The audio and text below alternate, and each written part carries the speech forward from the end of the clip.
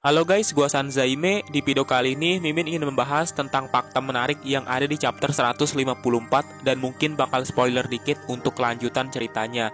Nah, setelah kemarin nge-review chapter terbarunya yaitu chapter 154, entah kenapa Mimin ngerasa setelah lihat dari chapter itu masih banyak banget hal yang bisa dibahas. Ya karena emang di video kemarin itu Mimin fokus untuk nge-review chapternya aja tanpa ada banyak bacot hal lain. Oke lah, nggak usah lama-lama, langsung aja kita bahas fakta teori dan spoiler yang ada di chapter 154.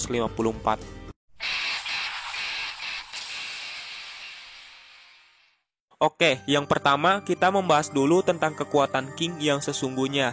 Nah, seperti yang kalian tahu, udah banyak banget yang komen kalau King katanya bisa mengsummon Garou di pertempuran kemarin. Dan itu emang benar-benar terjadi kalau King seperti mengsummon Garou untuk datang membantunya membantai eksekutif asosiasi monster. Nah, fakta menariknya kalau ternyata kekuatan Ultimate Hellfire Burst Wave Motion Cannon itu bukanlah kekuatan Kamehameha, tapi kekuatan Ultimate Hellfire adalah kekuatan untuk mengsummon seseorang. Ini bisa dilihat di judul chapter 154 yang dibahas kemarin berjudul Ultimate Hellfire Burst Wave Motion Cannon.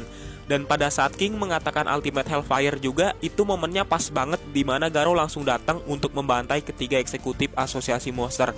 Jadi kesimpulannya, kekuatan Ultimate Hellfire Burst Wave Motion Cannon itu adalah kekuatan untuk mengsummon seseorang yang kuat, bukan untuk mengeluarkan kekuatan yang mirip Kamehameha yang seperti ada di pikiran Chill Emperor. Tapi sebenarnya ya, karena Chill Emperor juga, King bisa mendapatkan kekuatan summon Garou ini karena yang pertama kali mencetuskan nama tentang kekuatan ini adalah Chill Emperor, yang Mimin aja bingung Chill Emperor ini dapat dari mana nama dan ide tentang kekuatan King ini. Bahkan King aja yang punya pemilik kekuatan ini nggak bakal tahu kalau nggak dikasih tahu oleh Chill Emperor. Bahkan dia juga pernah bilang kalau King bisa ke dalam mode sparking yang artinya bisa bertransformasi menjadi lebih ganas dan kuat. Ya emang hayalan anak kecil keren juga sih. Nah sejujurnya kalau kekuatan summon ini gak bener-bener ada di kekuatan King. Jadi istilahnya ya, kekuatan King emang seperti bisa memanggil karena kehokiannya dan ingin menjadi karakter yang konyol tapi keren. Walaupun dalam kenyataannya King gak bisa melakukan summon ini. Nah, selanjutnya Mimin bakal membahas tentang kekuatan Garou yang sangat dahsyat hingga bisa mengalahkan ketiga eksekutif asosiasi monster hanya kurang dari 1 detik. Nah, setelah lihat chapter kemarin tentang kekuatan Garou, di sini Mimin menyimpulkan kalau sebenarnya Garou itu di-buff bukan malah dilemahkan. Oke, jadi kan Mimin pernah dapat info katanya kalau di Facebook diperdebatkan tentang Garou yang lebih lemah dari versi webkomiknya. Karena emang kalau dilihat Garou itu di webkomik kecepatannya bisa sampai 1 atau 2 milidetik dibandingkan manganya yang lebih lambat. Tapi menurut Mimin pribadi itu malah di-buff karena di kecepatan 50 milidetik aja Garou mampu mengalahkan ketiga eksekutif asosiasi monster dengan mudah, yang menandakan kalau aja Garou bisa sampai berada di 1 milidetik atau 2 milidetik kecepatannya, mungkin Garou benar-benar overpower yang bisa bikin setara dengan Lord Boros. Nah, kalau sesuai dengan webkomiknya, seingat Mimin sih, kalau Garou speednya bisa sampai kurang dari 1 milidetik atau 2 milidetik.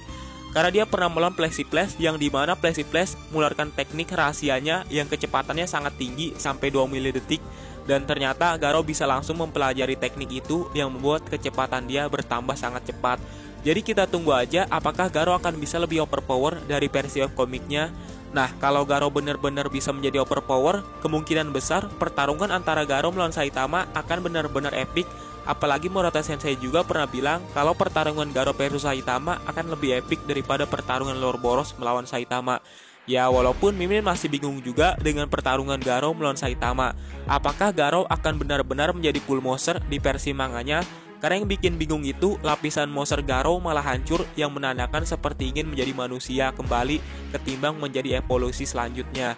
Ya kita tunggu aja dah apa yang akan dilakukan oleh Murata Sensei dengan pertarungan Garou yang katanya bakal lebih epic. Dan untuk Platinum Storm dan Natural Weather, kemungkinan besar kalau mereka berdua itu belum mati karena belum dikonfirmasi. Ya nggak mungkin juga kan Platinum Storm yang baru aja muncul malah langsung mati begitu aja oleh pukulan Garou yang cuma bikin terpental doang. Ya kalau Platinum Storm beneran mati, menurut Mimin konyol juga sih.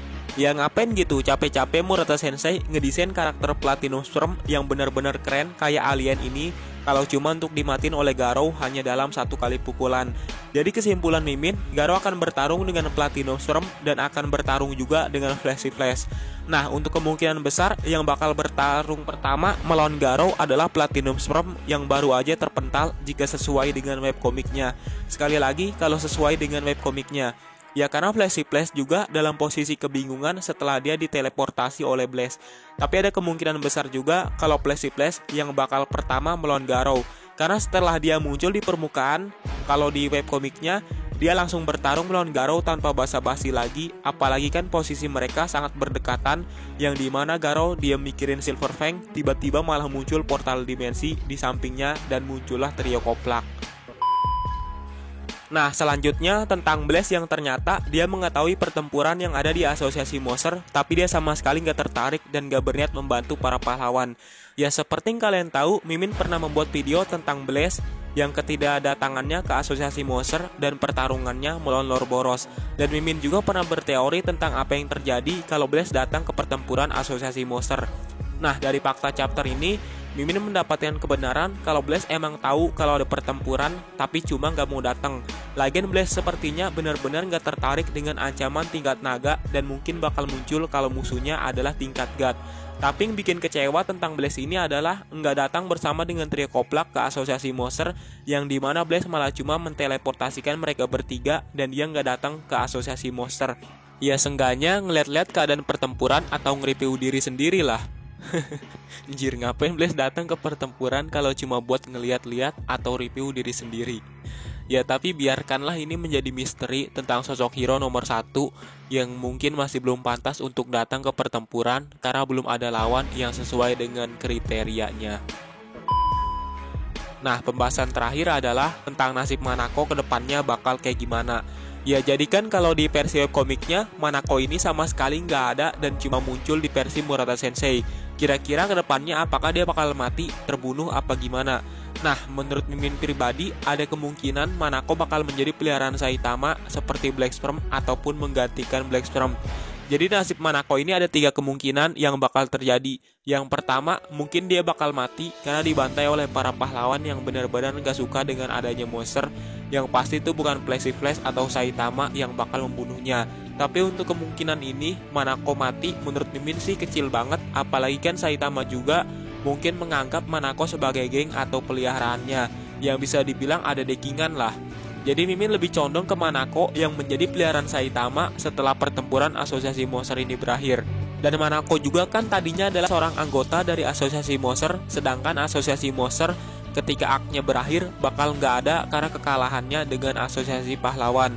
Tapi walaupun Manako menjadi peliharaan Saitama, ada 2 kemungkinan kalau Manako bakal menjadi peliharaan Saitama yang menggantikan Black Storm atau menjadi peliharaan Saitama yang ketiga.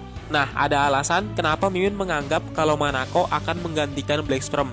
Karena yang kita tahu kan di chapter kemarin Metal Bat berhasil membunuh 100 divisi Black Sperm yang itu buat jaga-jaga kalau Platinum Sperm bakal mati.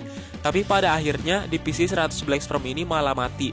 Jadi kalau sel terakhir yang buat jaga-jaga ini mati, udah pasti Black Sperm bakal musnah setelah perang dari asosiasi monster.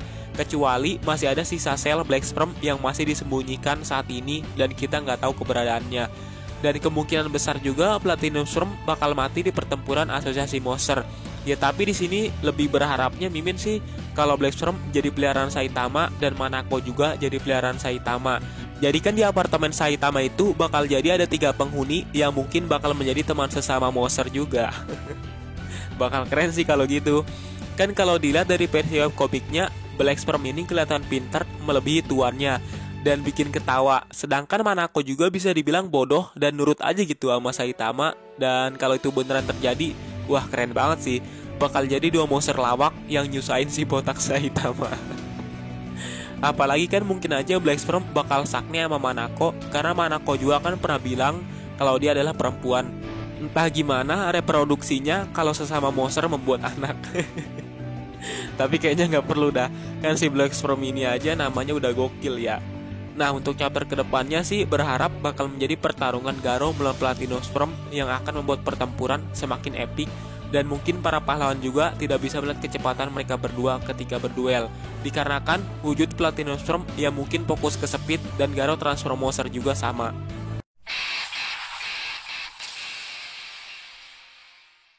Oke lah, itulah pembahasan Mimin tentang fakta teori spoiler yang ada di One Punch Man chapter 154. Ya bisa dibilang emang gokil sih chapter 154 ini, sampai Mimin bisa dapat ide banyak tentang sesuatu yang bisa dibahas dari chapter ini lagi walaupun udah di review.